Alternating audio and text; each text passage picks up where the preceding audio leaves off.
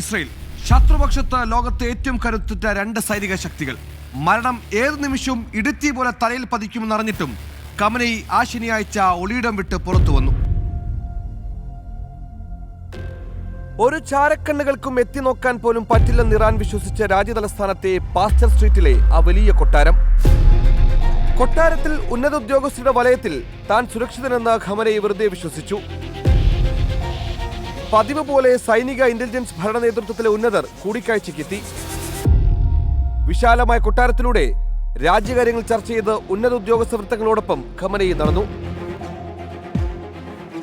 പക്ഷെ എല്ലാം കണ്ടും കേട്ടും ഇസ്രയേൽ അമേരിക്കൻ ചാരക്കണ്ണുകൾ അവിടെ മാകെ പരന്നു കിടപ്പുണ്ടായിരുന്നു. അധികം താമസിച്ചില്ല.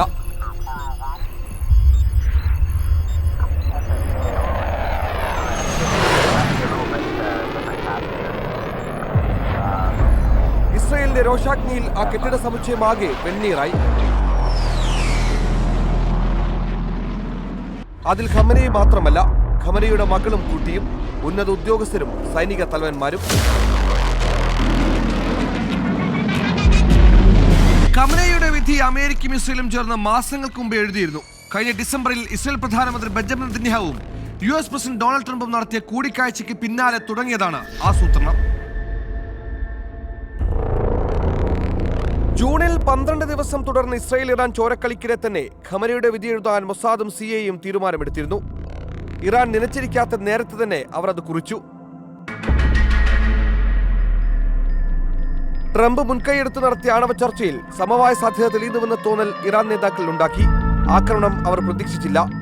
ഇറാനിൽ ആഭ്യന്തര യുദ്ധം രൂക്ഷമായത് അനുകൂലമെന്ന് അമേരിക്ക കണക്കുകൂട്ടി. അങ്ങനെ അളന്നു തൂക്കിയ ദിനത്തിനായി അവർ കാത്തിരുന്നു. എന്നാൽ ഈ സമയത്തെല്ലാം CIAയും മൊസാദും ഖമനേയിയെ പിന്തുടരുകയായിരുന്നു. ടെഹ്റാൻ നഗരത്തിന്റെ ഹൃദയഭാഗത്ത് ശനിയാഴ്ചകൾ രാവിലെ പതിവായി നേതാക്കൾ യോഗം ചേരുന്നത് രഹസ്യാന്വേഷണ ഏജൻസികൾ കണ്ടെത്തി. അതിന്റെ അടിസ്ഥാനത്തിൽ അവർ വിധിദിനം കുറിച്ചു.